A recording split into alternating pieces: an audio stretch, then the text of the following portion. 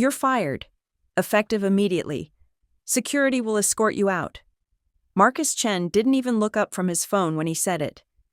28 years old, MBA from Stanford, son of the largest shareholder, and in his mind, the savior of data core analytics. He'd been interim CEO for exactly 3 weeks. I stood in the doorway of what used to be my office, the office I'd occupied for 6 years. The office where I'd built the algorithmic trading platform that generated 92% of the company's revenue.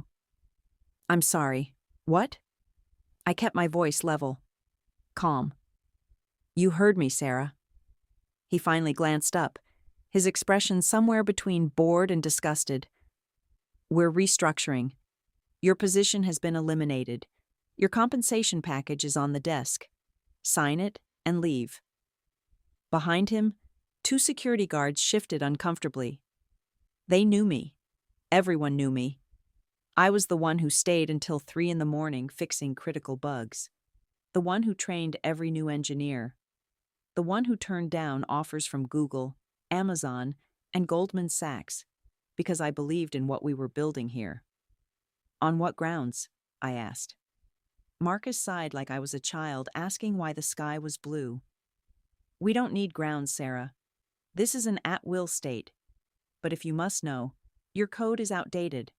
Your management style is abrasive. And frankly, you're overpaid for what you contribute.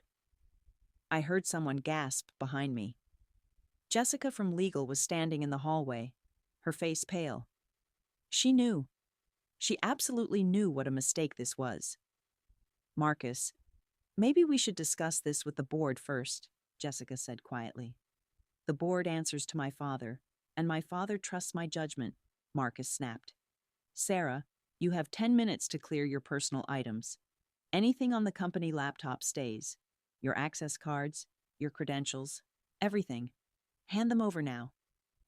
I reached into my pocket slowly and pulled out my badge, set it on the desk, then my building key card, then my parking pass. The laptop? One security guard prompted, not quite meeting my eyes. I opened my bag and pulled out the company-issued MacBook, set it next to the badge. Marcus was already back on his phone. Great. Jessica will walk you out. Sign the severance agreement on your way. We're being generous. 2 months' salary and continuation of benefits for 90 days. More than fair. I don't think I'll be signing that, I said quietly. Now he looked up. Really looked at me for the first time. Excuse me? The severance agreement. I won't be signing it. His face flushed red. Then you get nothing. Not a single dollar. You understand that, right? You walk out of here with nothing. I understand perfectly. Marcus, Jessica tried again, her voice higher now, urgent. Please, can we just take a moment to... Jessica, if you can't do your job, I'll find someone who can. Marcus cut her off. Sarah, you have 5 minutes now. Security? Make sure she doesn't access any computers or take any files. I walked to my office, the guards trailing behind me like I was a criminal. 6 years of memories packed into a cardboard box. The photo of me and the founding team on launch day. The mug my mentor gave me before he retired.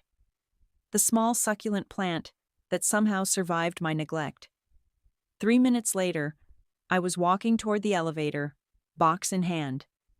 Employees lined the hallway, some with tears in their eyes. Tom, my lead engineer, looked like he wanted to say something, but I shook my head slightly. Not now. Not yet. The elevator doors opened. I stepped inside. Oh, and Sarah? Marcus called out from down the hall, his voice dripping with false concern. Good luck finding another job at your age. 35 is pretty much ancient in tech. The doors closed on his smirking face. I drove home in silence. No radio, no podcast. Just the sound of my own breathing and the hum of the engine. My hands were steady on the wheel. My heartbeat was normal. Because unlike Marcus Chen, I could read a contract. More importantly, I could remember what I'd negotiated 6 years ago. When I got home, I didn't unpack the box. I didn't cry.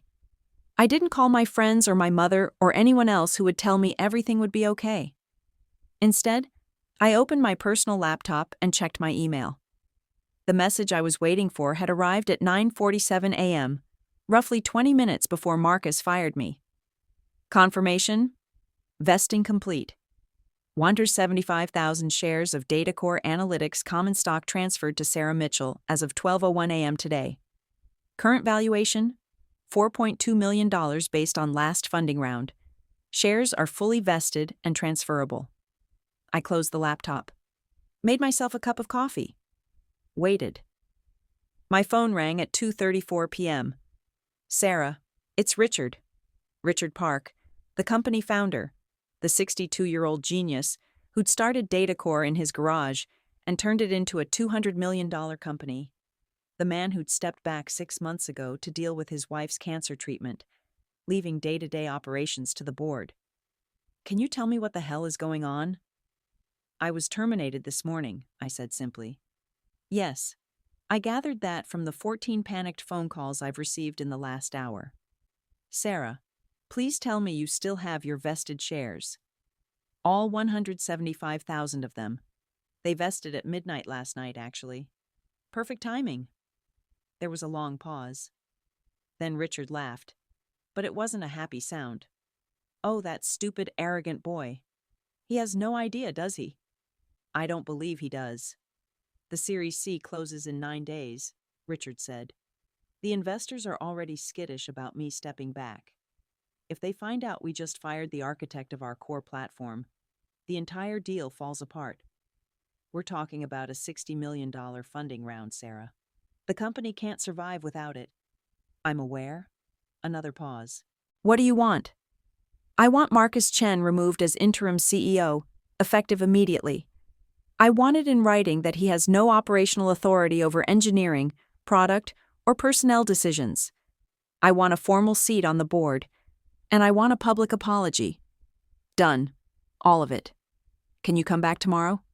No. Sarah, I can come back Monday. I'm taking the rest of the week off. I believe I'm owed the time, considering I worked 70-hour weeks for the past 6 years. Monday. Fine. I'll handle Marcus. And Sarah? I'm sorry. This never should have happened. I hung up and took a sip of my coffee. It had gone cold. My phone rang again at 3:15 p.m. Unknown number. Ms. Mitchell, this is David Brennan from Sequoia Capital. I'm the lead investor in DataCore's Series C round. Hello, Mr. Brennan. I understand you were terminated today. I need to know if that's accurate. It is. Then I need you to understand something very clearly. Our entire investment thesis is predicated on your algorithmic trading platform. You personally. Not the company, not the team. You. If you're not there, we're not closing the round. The deal is dead. I see. I've spoken with Richard.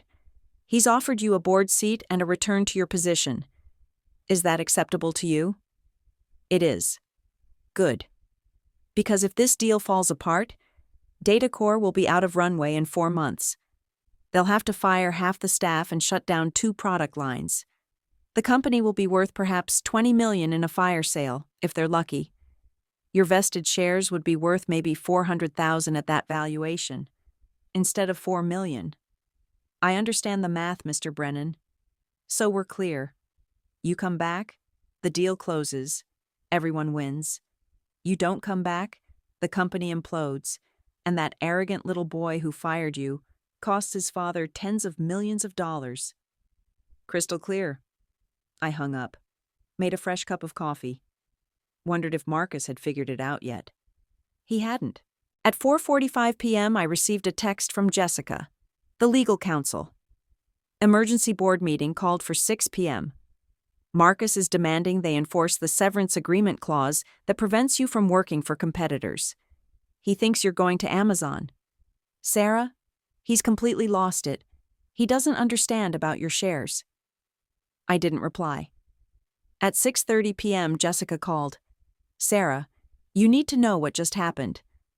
Marcus stood up in the board meeting and gave this whole speech about how you were dead weight, how he was going to streamline engineering, bring in fresh talent, modernize the platform. He said firing you would save the company $300,000 a year in salary and benefits. And what did Richard say? Richard let him finish. Just sat there, stone-faced, letting Marcus dig himself deeper and deeper. Then Richard asked one question. Marcus, do you know how many shares Sarah owns? And Marcus, I swear to God, Marcus actually laughed.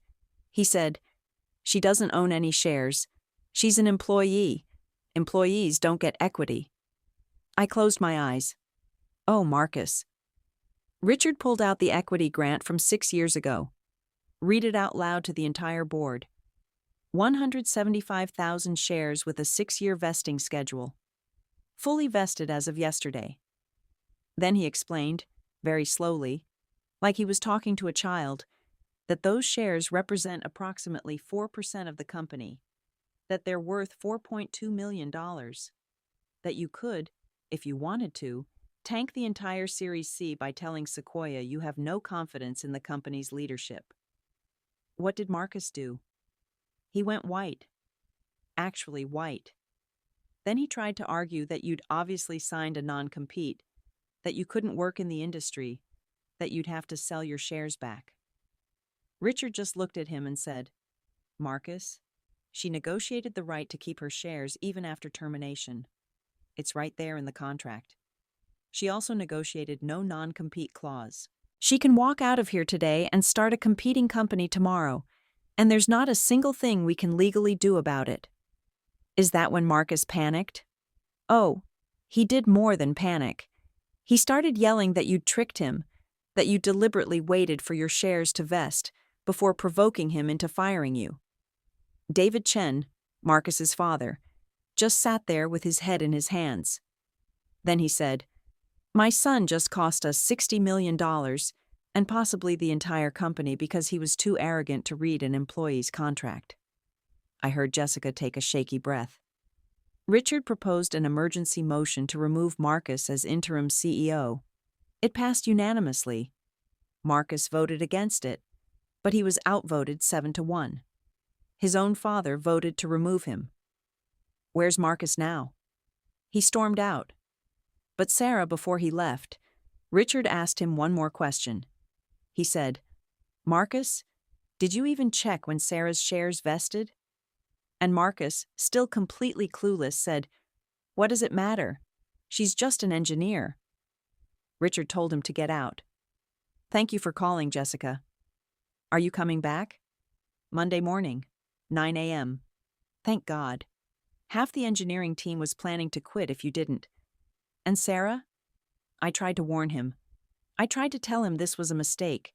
He wouldn't listen. I know you did, Jessica. It's not your fault. I spent Friday at home, ignoring the 17 calls from unknown numbers and the 43 emails that appeared in my inbox. On Saturday, Richard sent a formal written apology, signed by every board member except Marcus. On Sunday, the company posted an announcement that I'd been promoted to Chief Technology Officer and appointed to the Board of Directors. Monday morning, I walked into the office at 8:45 a.m. carrying the same cardboard box I'd carried out on Thursday. Tom and his entire engineering team were waiting in the lobby. They started clapping.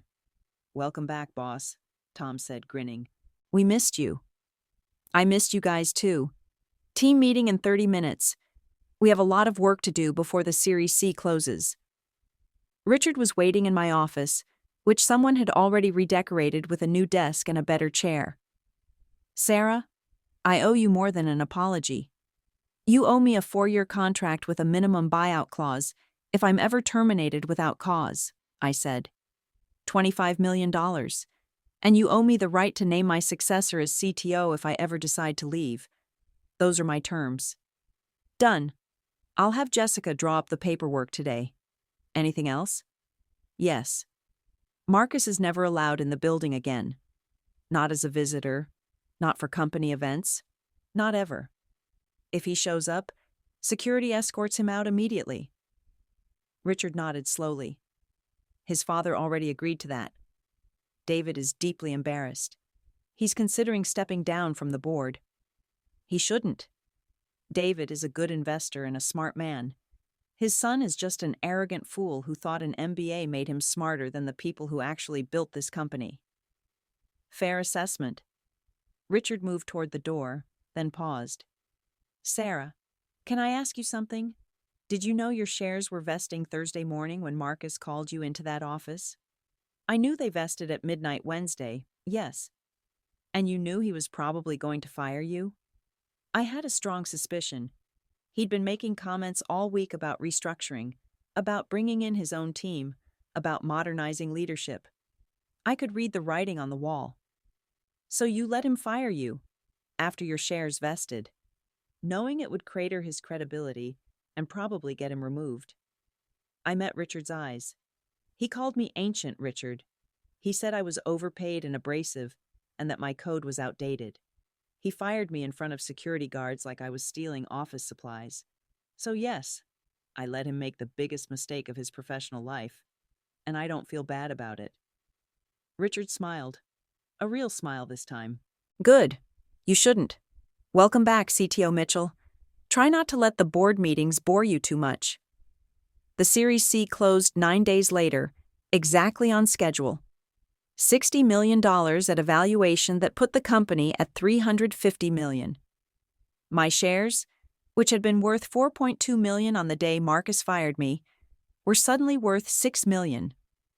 I used some of that money to buy a Tesla and take my entire engineering team to Hawaii for a week. Tom asked me during the trip if I'd really been planning to leave if the board hadn't intervened. Honestly, I had 3 standing offers. I could have started at any of them within a week, but I didn't want to leave. I built this platform from nothing. It's my baby.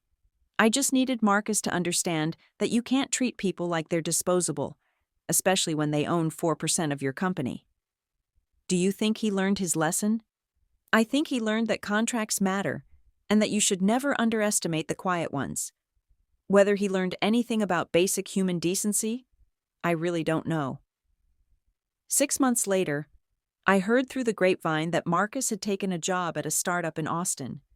They fired him after 3 months for alienating the engineering team. Last I heard, he was considering law school. I'm still at DataCore, still writing code, still mentoring engineers, still showing up at 3 a.m. when systems break. But now I do it from a corner office, with a board seat, and with a contract that makes very, very clear exactly what I'm worth. And every time I see that contract, I think about Marcus Chen standing in my office, phone in hand, telling me I was fired. I think about his face when he realized I owned $4 million worth of shares that had vested exactly 12 hours before he terminated me. I think about how he voted against his own removal, still too arrogant to understand that he'd just committed career suicide. Some lessons you learn in business school.